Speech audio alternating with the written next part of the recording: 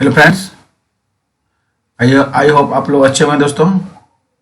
चलिए आज हम लोग सचिन सर के नोट्स का सीटेट 2022-23 के लिए साइंस का पेपर 2 के लिए इन हिंदी के थ्योरी का वीडियो बना रहे हैं दोस्तों। 68 थ्योरी का दोस्तों साइंस का वीडियो है। आप लोग को अच्छा लगे तो वीडियो को लाइक शेयर और सब्सक्राइब कीजिए दोस्तों चैनल को, जिससे हमें मोटिवेशन मिले और हम साइंस का वीडियो बहुत जल्द आप लोगों के बीच पूरा थ्योरी और सचिन सर के नोट्स का और इसका ऑब्जेक्टिव जितना भी अपलोड कर देंगे दोस्तों।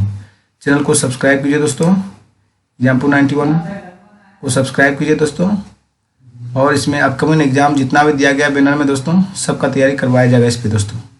आप लोग जितना हो सके फैलाइए दोस्तों और चैनल को सब्सक्राइब करिए अच्छा लगे, और लाइक शेयर करना नहीं भूलिए दोस्तों, जिससे हमें मोटिवेशन प्राप्त होवे और हम आप लोगों को बीच पूरा वीडियो सचिन सर का नोट्स का दोस्तों साइंस का पार्ट 6 to 8 का थ्योरी का पूरा वीडियो अपलोड कर दें दोस्तों। थ्योरी प्लस क्वेश्चन आंसर पूरा दोस्तों आज तक जितना सीटेट में पूछा गया है दोस्तों।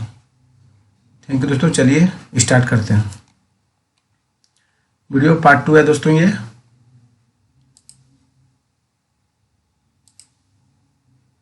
तना जल तने से ऊपर की ओर चढ़ता है, अर्थात तना जल का संवहन करता है। लाल स्याही की भांति जल में विलीन खनिज जल के साथ तने में ऊपर पहुंच जाता है। पत्ती के बारे में पढ़ते हैं हम लोग दोस्तों। पत्ती का वह भाग जिसके द्वारा वह तने से जुड़ी होती है पर्णवृत्त कहलाता है। पत्ती के चपटे हरे भाग को फलक कहते हैं। पत्ती की इन रेखित संरचनाओं को सिरा कहते हैं। पत्ती के मध्य में एक मोटी सिरा दिखाई देती है, इसे मध्य सिरा कहते हैं। पत्तियों पर सिराओं द्वारा बनाए गए डिजाइन को सिरा विन्यास कहते हैं।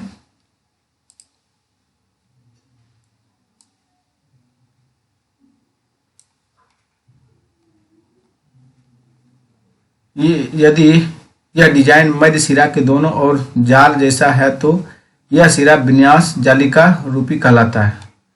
घास की पत्तियों में यह सिराएं एक दूसरे के समांतर हैं। ऐसे सिरा विन्यास को समांतर सिरा विन्यास कहते हैं दोस्तों।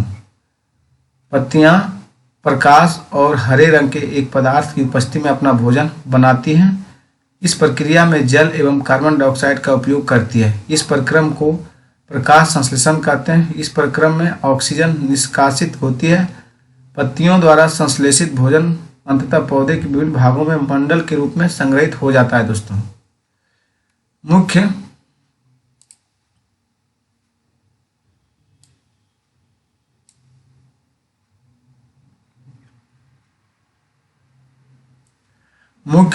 जड़ के बारे में पढ़ते हैं दोस्तों। मुख्य जड़ को मूसला जड़ कहते हैं तथा छोटी जड़ों को पार्श्व जड़ कहते हैं। जिन पौधों की जड़ें उनमें कोई मुख्य जड़ नहीं होती है, सभी जड़ें एक समान दिखाई देती है, इन्हें झगड़ा जड़ अथवा रेशेदार जड़ कहते हैं दोस्तों। जड़ें मिट्टी से जल का अवशोषण करती है तथा तना जल एवं खनिज को पत्ती एवं पौधे के अन्य भागों तक पहुंचाती है। पत्तियां भोजन संश्लेषण करती है। यह भोजन तने से होकर पौधे के विभिन्न भागों में संग्रहित हो जाती है। इस प्रकार की कुछ जड़ें जैसे गाजर, मूली, शकरकंद, शलजम एवं टेपियोका आदि को हम खाते हैं। पुष्प के बारे में पढ़ते हैं दोस्तों। चलिए, खिले हुए पुष्प का प्रमुख भाग यह पुष्प की पंखुड़ियां है। विभिन्न पुष्पों की पंखुड़ियां अलग अलग रंगों की होती है। पुष्प के केंद्र में स्थित भाग को स्वीकेसर कहते हैं दोस्तों। एक पुष्प के अंडाशय यह स्त्री केसर का सबसे निचला एवं फूला हुआ भाग है। अंडाशय में छोटी छोटी गोल संरचनाएं दिखाई देती है, इन्हें बीजांड कहते हैं दोस्तों। मानव शरीर एवं इसकी गतियां दोस्तों। मानव शरीर एवं इसकी गतियां, जहां पर दो हिस्से एक दूसरे से जुड़े हो, उदाहरण के लिए कोहनी, कंधा अथवा गर्दन, इन स्थानों को संधि कहते हैं दोस्तों। कंदुक खल्लिका संधि दोस्तों। कल्पना कीजिए कि कागज का बेलन आपका हाथ है तथा गेंद इसका एक सिरा है। कटोरी कंधे के उस भाग के समान है जिससे आपका हाथ जुड़ा है एवं अस्थि का गेंद वाला गोल हिस्सा दूसरी अस्थि की कटोरी रूपी गुहिका में धंसा हुआ है। इस प्रकार की संधि सभी दिशाओं में गति प्रदान करती है। गुहिका श्रेणी मेखला, अस्थि का गोल, सिरा, फीमर। दोस्तों देखिए फिगर भी देखिए दोस्तों और समझिए अपने से। धुराग्र संधि, धुराग्र संधि दोस्तों गर्दन तथा सिर को जोड़ने वाली संधि धुराग्र संधि है। इसके द्वारा सिर को आगे पीछे या दाएं एवं बाएं घुमा सकते हैं। धुराग्र संधि में बेलनाकार अस्थि एवं छल्ले में घूमती है। हिज संधि, हिज संधि घर के किसी दरवाजे को बार बार खोलिए और बंद कीजिए। इसके कब्जे को ध्यान पूर्वक देखिए। यह दरवाजे को आगे और पीछे की ओर खुलने देता है। इससे यह पता चलता है कि हिज एक दिशा में गति होने देता है। कोहनी में हिज संधि होती है। चलिए दोस्तों अचल संधि के बारे में पढ़ते हैं। अस्थियां इन संधियों पर हिल नहीं सकती। ऐसे संधियों को अचल संधि कहते हैं। जब आप अपना मुंह खोलते हैं तो आप अपने निचले जबड़े को सिरों से दूर ले जाते हैं। ऊपरी जबड़े एवं कपाल के मध्य अचल संधि है। एक्सरे चित्र में हमें शरीर की अस्थियों को आकृति का पता चलता है। अपनी अंगुलियों को मोड़िए। यह अनेक छोटी छोटी अस्थियों से बनी है जिन्हें कार्पेल कहते हैं। पसलियां विशेष रूप से मुड़ी हुई है। वे वक्ष की अस्थि व मेरुदंड से जुड़कर एक बक्से की रचना करती है। एक शंकु रूपी बक्से को पसली पिंजर कहते हैं। वृक्ष के दोनों तरफ 12 पसलियां होती हैं। हमारे शरीर के कुछ महत्वपूर्ण अंग इसमें सुरक्षित रहते हैं। मेरुदंड यह अनेक छोटी छोटी अस्थियों से बना है जिसे कशेरुका कहते हैं। मेरुदंड 33 कोशिकाओं का बना होता है। पसली पिंजर भी वक्ष क्षेत्र की उन अस्थियों से जुड़ा है। खोपड़ी अनेक अस्थियों के एक दूसरे से जुड़ने से बनी है। यह हमारे शरीर के अति महत्वपूर्ण अंग मस्तिष्क को परिबद्ध करके उसकी सुरक्षा करती है। दोस्तों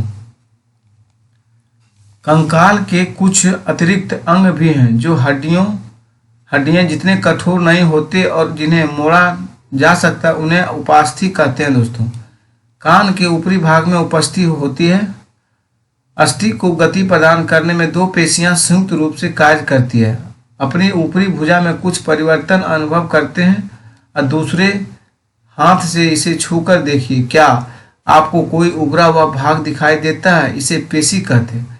संकुचित लंबाई में कमी होने के कारण पेशियां उभर आती है। संकुचन की अवस्था में पेशी छोटी, कठोर एवं मोटी हो जाती है। यह अस्थि को खींचती है। दोस्तों जंतुओं की चाल पढ़ते हैं। देखिए दोस्तों केचुआ के बारे में पढ़ते हैं। केचुआ का शरीर एक सिरे को दूसरे सिरे से सटाकर रखे गए अनेक छल्ले से बना प्रतीत होता है। केचुआ के शरीर में अस्थियां नहीं होती परंतु इसमें पेशियां होती है जो इसके शरीर के घटने और बढ़ने में सहायता करती है। इसके शरीर में चिकने पदार्थ होते हैं जो इसे चलने में सहायता करते हैं। इसके शरीर में छोटे छोटे अनेक सुकवाल जैसी आकृति होते हैं। ये सुक पेशियों से जुड़े होते हैं। ये सुक मिट्टी में उसकी पकड़ को मजबूत बनाते हैं। केचुआ वास्तव में अपने रास्ते में आने वाली मिट्टी को खाता है। उसका शरीर अनपचे पदार्थ को बाहर निकाल देता है। केचुए द्वारा किया गया यह कार्य मिट्टी को उपजाऊ बना देता है जिससे पौधे को फायदा होता है। घोंघा इसकी पीठ पर गोल संरचना होती है। इसे कवच कहते हैं और यह घोंघे का बाह्य कंकाल है परंतु यह अस्थियों का बना नहीं होता। यह कवच एकक होता है और यह घोंघे को चलने में कोई सहायता नहीं करता। यह घोंघे के साथ खींचता जाता है। चलिए तिलचट्टा के बारे में, कॉकरोच के बारे में पढ़ते हैं। दोस्तों तिलचट्टा जमीन पर चलता है, दीवार पर चढ़ता है और वायु में उड़ता भी है। इसमें 3 जोड़ी पैर होते हैं जो चलने में सहायता करते हैं। इसका शरीर कठोर बाह्य कंकाल द्वारा ढका होता है। यह बाह्य कंकाल विभिन्न एककों की परस्पर संधियों द्वारा बनता है, जिसके कारण गति संभव हो पाती है। वक्ष से 2 जोड़े पंख भी जुड़े होते हैं। अगले पैर सकरे और पिछले पैर चौड़े एवं बहुत पतले होते हैं। तिलचट्टे में विशिष्ट पेशियां होती है। पैर की पेशियां उन्हें चलने में सहायता करती है। वक्ष की पेशियां तिलचट्टे के उड़ने के समय उसके पैरों को गति देती है। पक्षी, बत्तख तथा हंस जैसे कुछ पक्षी जल में तैरते भी हैं और उड़ते भी हैं। पक्षी इसलिए उड़ पाते हैं क्योंकि उनका शरीर उड़ने के लिए अनुकूलित होता है। उनकी अस्थियों में वायु प्रकोष्ठ होते हैं, जिनके कारण उनकी अस्थियां हल्की परंतु मजबूत होती है। पक्षपाद पैरों की अस्थियां चलने एवं बैठने के लिए अनुकूलित होती है। अग्रपाद की अस्थियां रूपांतरित होकर पक्षी के पंख बनाती है। कंधे की अस्थियां मजबूत होती है। वक्ष की अस्थियां उड़ने वाली पेशियों को जकड़े रहने के लिए विशेष रूप से रूपांतरित होती है तथा पंखों को ऊपर नीचे करने में सहायक होती है। चलिए दोस्तों, मछली के बारे में पढ़ते हैं। नाव की आकृति काफी सीमा तक मछली जैसी है। नाव की आकृति काफी सीमा तक मछली जैसी ही है। मछली का सिर एवं पूंछ उसके मध्य भाग की अपेक्षा पतला एवं नुकीला होता है। शरीर की ऐसी आकृति धारा रेखीय कहलाती है। मछली का कंकाल दृढ़ पेशियों से ढका रहता है। मछली के शरीर पर और भी पंख होते हैं, जो तैरते समय जल में संतुलन बनाए रखने एवं दिशा निर्धारण में सहायता करते हैं। गोताखोर अपने पैरों में इन पंखों की तरह के विशेष अरिक्ष फ्लिपर पहनते हैं, जो उन्हें जल में तैरने में सहायता करते हैं। सर्प के बारे में पढ़ते हैं दोस्तों। सांप के बारे में। सर्प का मेरुदंड लंबा होता है। शरीर की पेशियां छिन्न एवं असंख्य होती है। वे परस्पर जुड़ी होती है, चाहे वे दूर ही क्यों ना हो। पेशियां मेरुदंड, पसलियों एवं त्वचा को भी एक दूसरे से जोड़ती है। सर्प का सिरा अनेक वलय से मुड़ा होता है। इसी प्रकार सर्प का प्रत्येक वलय उसे आगे की ओर ढकेलता है। इसका शरीर अनेक वलय बनाता है और प्रत्येक वलय आगे को धक्का देता है। इस कारण सर्प बहुत तेज गति से आगे की ओर चलता है, परंतु सरल रेखा में नहीं चलता। आवास एवं अनुकूलन दोस्तों। समुद्र में जंतु तथा पौधे लवणीय जल खारे पानी में रहते हैं तथा श्वसन के लिए जल में विलय वायु ऑक्सीजन का उपयोग करते हैं। ऊंट की शारीरिक संरचना जिसे मरुस्थलीय परिस्थितियों में रहने योग्य बनाती है। ऊंट के पैर लंबे होते हैं, जिससे उसका शरीर रेत की गर्मी से दूर रहता है। उनमें मूत्रोत्सर्जन की मात्रा बहुत कम होती है तथा मल शुष्क होते हैं। उन्हें पसीना भी नहीं आता, क्योंकि शरीर से जल का ह्रास बहुत कम होता है। इसलिए जल के बिना भी वे अनेक दिनों तक रह सकते हैं। मछलियों का शरीर चिकने सल्कों से ढका होता है। ये सल्क मछली को सुरक्षा तो प्रदान करते हैं, साथ ही उन्हें जल में सुगमता गति करने में भी सहायक हैं। मछली के गिल कलोम होते हैं, जो उसे जल में श्वास लेने में सहायता करते हैं। जिन विशिष्ट संरचनाओं अथवा स्वभाव की उपस्थिति किसी पौधे अथवा जंतु को उसके परिवेश में रहने के योग्य बनाती है, अनुकूलन कहते हैं। किसी सजीव का वह स्थान जिसमें वह रहता है उसका आवास कहलाता है। अपने भोजन, वायु, शरण स्थल एवं अन्य आवश्यकताओं के लिए जीव अपने आवास पर निर्भर रहता है। स्थल यानी जमीन। जमीन पर पाए जाने वाले पौधे एवं जंतुओं के आवास को स्थलीय आवास कहते हैं। वन, घास के मैदान, मरुस्थल, तटीय एवं पर्वतीय क्षेत्र स्थलीय आवास के कुछ उदाहरण हैं। जलाशय, दलदल, झील, नदियों एवं समुद्र जहाँ पौधे एवं जंतु जल में रहते हैं, जलीय आवास हैं दोस्तों। किसी आवास में पाए जाने वाले सभी जीव जैसे कि पौधे एवं जंतु उसके जैव घटक हैं। चट्टान, मिट्टी, वायु एवं जल जैसे अनेक निर्जीव वस्तुएं आवास के अजैव घटक हैं। सूर्य का प्रकाश एवं ऊष्मा भी परिवेश के अजैव घटक हैं दोस्तों। सजीव बहुत ठंडे और बहुत उष्ण परिवेश में भी पाए जाते हैं। वे सजीव ही जीवित रहते हैं जो अपने आप को बदलते परिवेश के अनुसार अनुकूलित कर लेते हैं। कुछ स्थलीय आवास। मरुस्थल में रहने वाले चूहे एवं सांप के ऊंट की भांति लंबे पैर नहीं होते। दिन की तेज गर्मी से बचने के लिए वे भूमि के अंदर गहरे बिलों में रहते हैं। रात्रि के समय जब तापमान में कमी आती है तो ये तंतु बाहर निकलते हैं। मरुस्थलीय पौधे वाष्पोत्सर्जन द्वारा जल की बहुत कम मात्रा निष्कासित करते हैं। मरुस्थलीय पौधे में पत्तियों या तो अनुपस्थित होती है अथवा बहुत छोटी होती है। कुछ पौधे में पत्तियां कांटों सूल का रूप ले लेती है। इन पौधे में प्रकाश संश्लेषण सामान्यतः तने में होता है। तना एक मोटी मोमी परत से ढका होता है जिससे पौधे को जल संरक्षण में सहायता मिलती है। अधिकतर मरुस्थलीय पौधे की जड़ें जल अवशोषण के लिए मिट्टी में बहुत गहराई तक चली जाती है। पर्वतीय क्षेत्र में पाए जाने वाले जंतु भी वहां की परिस्थितियों के प्रति अनुकूलित होते हैं दोस्तों। शरीर को गर्म रखने के लिए याक का शरीर लंबे बालों से ढका होता है। पहाड़ी तेंदुए के शरीर पर फर होते हैं। यह बर्फ पर चलते समय उसके पैरों को ठंड से बचाता है। पहाड़ी बकरी के मजबूत खुर उसे ढालदार चट्टानों पर दौड़ने के लिए अनुकूलित बनाते हैं। कुछ जलीय आवास। बहुत से समुद्री जंतुओं का शरीर भी धारा रेखीय होता है जिससे वह जल में सुगमता से चल सकते हैं। स्क्विड एवं ऑक्टोपस जैसे कुछ समुद्री जंतुओं का शरीर आमतौर पर धारा रेखीय नहीं होता। डॉल्फिन एवं व्हेल जैसे कुछ जंतुओं में गिल नहीं होते। ये सिर पर स्थित नसाद्वार अथवा वात छिद्रों द्वारा श्वास लेते हैं।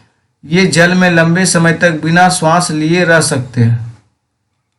चलिए नेक्स्ट दोस्तों मृदा के बारे में पढ़ते हैं। मृदा अनेक परतों की बनी होती है। मृदा में उपस्थित सड़े गले जैव पदार्थ ह्यूमस कहलाते हैं। पवन जल और जलवायु की क्रिया से सेलों चट्टानों के टूटने पर मृदा का निर्माण होता है। यह परिक्रम अपक्षय कहलाता है। मृदा परिच्छेदिका। मृदा की विभिन्न परतों से गुजरती हुई ऊर्ध्वाकट मृदा परिच्छेदिका कहलाती है।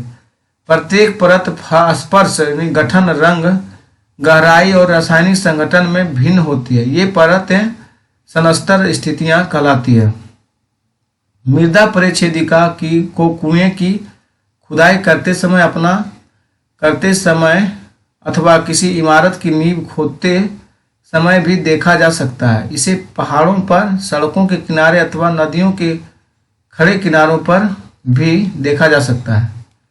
सबसे ऊपर वाली सनस्तर स्थिति सामान्यतः गहरे रंग की होती है क्योंकि यह ह्यूमस और खनिजों समृद्ध होती है। ह्यूमस मृदा को उर्वर बनाता है और पादपों को पोषण प्रदान करता है।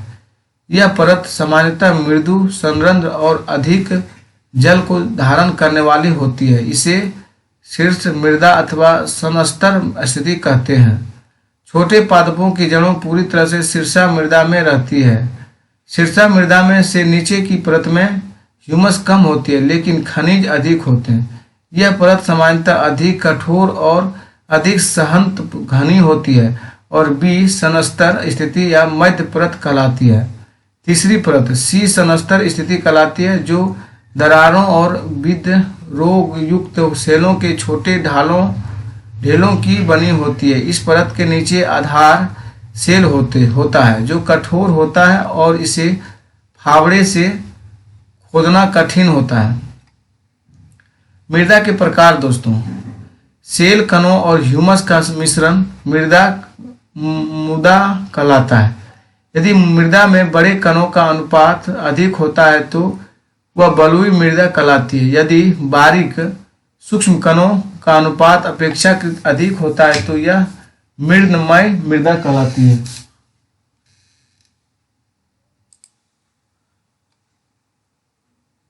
यह मृदमय मृदा कहलाती है। यदि बड़े और छोटे कणों की मात्रा लगभग समान होती है तो यह दुमटी मृदा कहलाती है। बालू के कण अपेक्षाकृत बड़े होते हैं, ये आसानी से एक दूसरे से जुड़ नहीं पाते,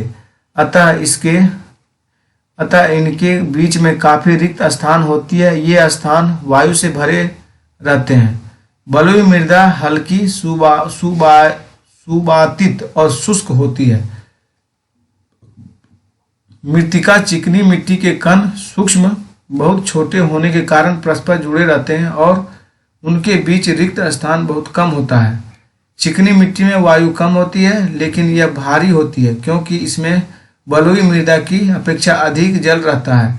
पादपों को उगाने के लिए सबसे अच्छी शीर्ष मृदा दोमट है।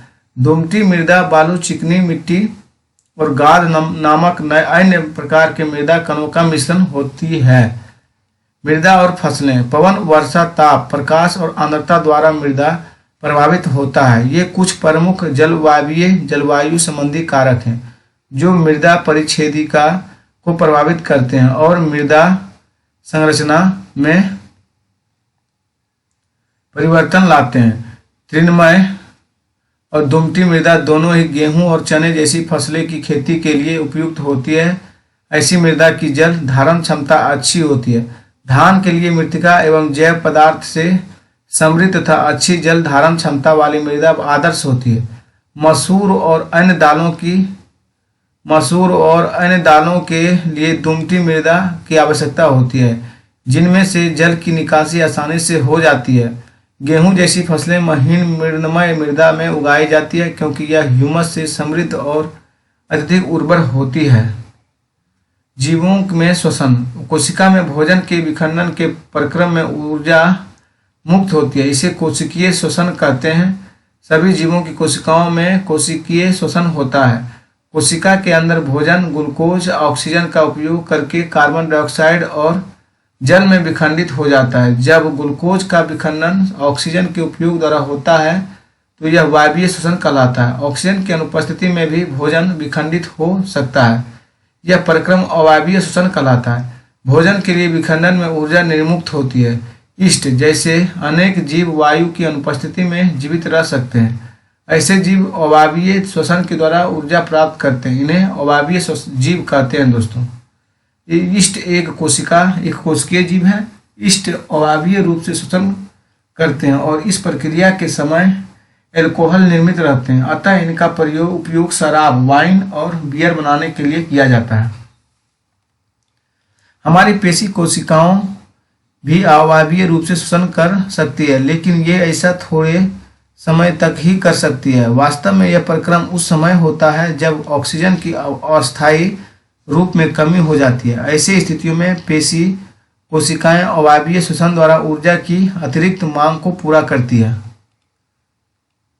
जब पेशियां अवायवीय रूप से श्वसन करती है, इस प्रक्रम को ग्लूकोज के आंशिक विखंडन से लैक्टिक अम्ल और कार्बन डाइऑक्साइड बनते हैं। लैक्टिक अम्ल का संचय पेशियां में ऐंठन उत्पन्न करता है। श्वसन के बारे में पढ़ते हैं दोस्तों।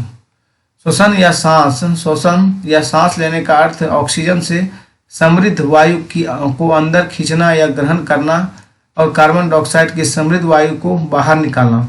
ऑक्सीजन से समृद्ध वायु को शरीर के अंदर लेना, अतः श्वसन, और कार्बन डाइऑक्साइड से समृद्ध वायु को बाहर निकालना अक्ष श्वसन कहलाता है। देखिए दोस्तों, कुपिकीय वाहिनी किस तरह होता है। लाल लाल जो है कुपिकीय वाहिनी है। और श्वास नलिकाएं, ये पाइप जो है श्वास नलिकाएं हैं दोस्तों। नासा मार्ग देखिए दोस्तों, नाक के पास है। नासा छिद्र नाक वाला दोस्तों। एपिग्लोटिस कंठ को कहते हैं दोस्तों। श्वास नली ये पाइप को कहते हैं दोस्तों। श्वसनी देखिए दोस्तों यहाँ पे है। फेफड़ा यहीं पे है दोस्तों। डायफ्राम देखिए यहाँ पे नीचे रहता है डायफ्राम। दूसरे कलर का जो है कुपिकाएं होती है दोस्तों।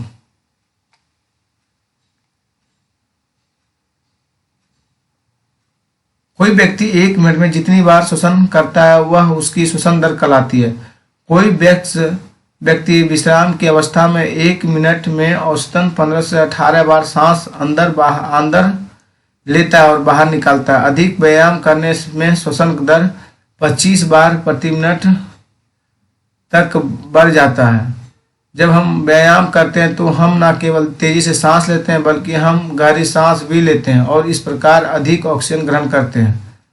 श्वसित और उच्छ्वासित वायु में ऑक्सीजन और कार्बन डाइऑक्साइड का प्रतिशत, श्वसित वायु में 21% ऑक्सीजन और 0.04% कार्बन डाइऑक्साइड, और उच्छ्वासित वायु में 16.4% ऑक्सीजन और 4.4% कार्बन डाइऑक्साइड। दोस्तों, पादप में जनन। सभी जीव अपने समान जीवों का जनन करते हैं। माता पिता से संतति का जन्म जनन कहलाता है। जनन की विधियां। अधिकांश पादपों में मूल, तना और पत्तियां होती है। ये पादप के कायिक अंग कहलाते हैं। पादप पुष्प पादप में जनन का कार्य करते हैं। वास्तव में पुष्प पादप के जनन अंग होते हैं। किसी पुष्प में केवल नर जनन अंग अथवा मादा जनन अंग या फिर दोनों ही जनन अंग हो सकते हैं। अलैंगिक और लैंगिक जनन। दोस्तों, अलैंगिक जनन में नए पादप बीजों अथवा बीजाणु के उपयोग के बिना ही उगाए जाते हैं। वो अलैंगिक जनन जिसमें पादपों के मूल, तने, पत्ती अथवा कली, मकुल जैसी किसी कायिक अंग द्वारा नया पादप प्राप्त किया जाता है। चूंकि जनन पादप के कायिक भागों से होता है, इसे कायिक प्रबंधन कहते हैं। कुछ पादपों की जड़ें, मूल भी नए पादपों को जन्म दे सकती है। उदाहरण के लिए शकरकंद और डहेलिया है। दोस्तों, कैक्टस जैसे पादप के वे भाग जो मुख्य पादप से अलग विलगन हो जाते हैं, नए पादपों को जन्म देते हैं। प्रत्येक विलगन भाग नए पादप के रूप में वृद्धि कर सकता है। लैंगिक जनन द्वारा उत्पन्न होने वाला पादप भी माता पिता जनक दोनों के गुण होते हैं। लैंगिक जनन के परिणाम स्वरूप पादप बीज उत्पन्न करते हैं। मकुलन। दोस्तों, ईस्ट जिसे केवल सूक्ष्मदर्शी द्वारा ही देखा जा सकता है। इनके लिए यदि पर्याप्त पोषण उपलब्ध हो तो ईस्ट कुछ ही घंटों में वृद्धि करने के गुणन अर्थात जनन करने लगते हैं। याद रखिए कि ईस्ट एक फसल एकल कोशिका एक कोशिकीय जीव है। ईस्ट कोशिका मुकुल वृद्धि, नया मुकुलों की संख्या। दोस्तों, ईस्ट में मुकुलन द्वारा जनन। ईस्ट कोशिका से बाहर निकलने वाले छोटे बल्ब जैसा प्रवर्ध मकुलन या कली कहलाता है। मुकुल क्रमशः वृद्धि करता है और जनन कोशिका से विलग होकर नई ईस्ट कोशिका बनाता है। नई ईस्ट कोशिका विकसित होकर परिपक्व हो जाती है और फिर नई ईस्ट कोशिकाएं बनाती है। कभी कभी नवीन मकुल से नए मकुल विकसित हो जाते हैं जिससे एक मुकुल श्रृंखला बन जाती है। यदि यह परिक्रम चलता रहा तो कुछ ही समय में बहुत अधिक संख्या में ईस्ट कोशिकाएं बन जाती है। खंडन। दोस्तों, आपने तालाबों अथवा ठहरे हुए पानी के अन्य जलाशयों में हरे रंग की अवपक्की गुच्छे फिसलनदार तैरते हुए देखे होंगे। ये शैवाल हैं। जब जल और पोषक तत्व उपलब्ध होते हैं तो शैवाल वृद्धि करते हैं और तेजी से खंडन द्वारा गुणन करते हैं। शैवाल 2 या अधिक खंडों में विखंडित हो जाते हैं। ये खंड अथवा टुकड़े नए जीवों में वृद्धि कर पाते हैं। यह परिक्रम निरंतर चलता रहता है और कुछ ही समय में शैवाल एक बड़े क्षेत्र में फैल जाता है। बीजाणु निर्माण। डबल रोटी में वायु में उपस्थित बीजाणुओं से कवक उग जाते हैं। डबल रोटी पर रुई के जाल में बीजाणुओं को देखिए। जब बीजाणु निर्मुक्त होते हैं तो ये वायु में तैरते रहते हैं। चूंकि ये बहुत हल्के होते हैं इसलिए ये लंबी दूरी तक जा सकते हैं। कवक जाल। बीजाणु धनी बीजाणु और लैंगिक जनन ही करते हैं। प्रत्येक बीजाणु उच्च ताप और निम्न आर्द्रता जैसी प्रतिकूल परिस्थितियों को झेलने के लिए एक कठोर सुरक्षात्मक आवरण से ढका रहता है, इसलिए ये लंबे समय तक जीवित रह सकते हैं। अनुकूल परिस्थितियों में बीजाणु अंकुरित हो जाते हैं और नए जीव में विकसित हो जाते हैं। लैंगिक जनन। पुष्प पादप के जनन अंग होते हैं। पुंकेश्वर नर जनन अंग और स्त्रीकेसर मादा जनन अंग होते हैं। दोस्तों, ऐसे पुष्प जिनमें या तो केवल पुंकेश्वर अथवा केवल स्त्रीकेसर उपस्थित होते हैं एक लिंगी पुष्प कहलाते हैं। जिन पुष्पों में पुंकेश्वर और स्त्रीकेसर दोनों ही होते हैं वे द्विलिंगी पुष्प कहलाते हैं। मक्का, पपीता और लक्कड़ी या खीरे के पौधे में एक लिंगी पुष्प होते हैं, जबकि सरसों, गुलाब और पिटूनिया के पौधे में द्विलिंगी पुष्प होते हैं। परागकोश में परागन होते हैं जो नर युग्मों को बनाते हैं। अंडाशय में एक या अधिक बीजांड होते हैं। मादा युग्मक अथवा अंड का निर्माण बीजांड में होता है। लैंगिक जनन में नर और मादा युग्मकों के युग्म में युग्मनज बनता है। मादा युग्मकों के युग्मन में युग्मनज बनता है दोस्तों। परागकण हल्के होते हैं। यह वायु अथवा जल द्वारा बहाकर ले जाए जा सकते हैं। परागकणों का परागकोश से पुष्प के वर्तिकान या स्थानांतरण परागन कहलाता है। यदि परागकण उसी पुष्प के वर्तिकान पर गिरते हैं तो इसे स्वपरागन कहते हैं। स्वपरागन दोस्तों, वर्तिकाग्र परागन ये हुआ परागकोश, ये वर्तिकाग्र पर परागन ये हुआ। पुष्प के परागन उसी पादप के किसी अन्य पुष्प के वर्तिकांग पर गिरते हैं तो इसे पर परागन कहते हैं दोस्तों। निषेचन नर तथा मादा युग्मकों के युग्मन संयोग द्वारा बनी कोशिका युग्मनज कहलाती है। युग्मनज बनने के लिए नर और मादा युग्मकों के युग्मन का प्रक्रम निषेचन कहलाता है। युग्मनज भ्रूण में विकसित होता है। जनन प्रक्रम का पहला चरण शुक्राणु और अंडाणु का संलयन है। जब शुक्राणु अंडाणु के संपर्क में आता है तो इसमें से एक शुक्राणु अंडाणु के साथ संलयित हो जाता है। शुक्राणु और अंडाणु का यह संलयन निषेचन कहलाता है। निषेचन के समय शुक्राणु और अंडाणु संलयित होकर एक हो जाते हैं। निषेचन के परिणाम स्वरूप युग्मनज का निर्माण होता है। वह निषेचन जो मादा के शरीर के अंदर होता है आंतरिक निषेचन कहलाता है। मनुष्य, गाय, कुत्ते तथा मुर्गी इत्यादि अनेक जंतुओं में आंतरिक निषेचन होता है। नर एवं मादा युग्मक का संलयन मादा के शरीर के बाहर होता है, बाह्य निषेचन कहलाता है। यह मछली, स्टारफिश जैसे जलीय प्राणियों में होता है। चलिए फिगर से समझते हैं दोस्तों। मादा युग्मनज देखिए यहाँ पे अंडाशय, ये साइड वाला अंडाशय। पराग नली दोस्तों, ये पराग नली है। फिर नर युग्मक देखिए ये है नर युग्मक। वर्तिकाग्र दोस्तों ये फूल जैसा आकार वर्तिकाग्र। परागन दोस्तों ये है। थैंक यू दोस्तों। आज का वीडियो यहीं स्टॉप करते हैं दोस्तों। आप लोगों को अगर अच्छा वीडियो लगता है दोस्तों, लगे कि आपको वीडियो बनाना चाहिए एग्जाम्पल 91 वाले को, तो आप लोग चैनल को सब्सक्राइब और लाइक और शेयर कीजिए दोस्तों। जितना जितना वीडियो फैलाइएगा, जितना लाइक और सब्सक्राइब होगा दोस्तों, हम उतना जल्दी आप लोगों को वीडियो उपलब्ध करवाने की कोशिश करेंगे दोस्तों। और टेलीग्राम से जुड़ना नहीं भूलिए दोस्तों। आप लोग डिस्क्रिप्शन में जाइए और टेलीग्राम लिंक दिया गया है दोस्तों, आप टेलीग्राम से जुड़िए एग्जाम्पल 91 दोस्तों। आप लोगों को अच्छा लगे तो चैनल को सब्सक्राइब कीजिए और अपने दोस्तों को बताइए दोस्तों। दोस्तों को पास भी शेयर कीजिए दोस्तों। धन्यवाद दोस्तों।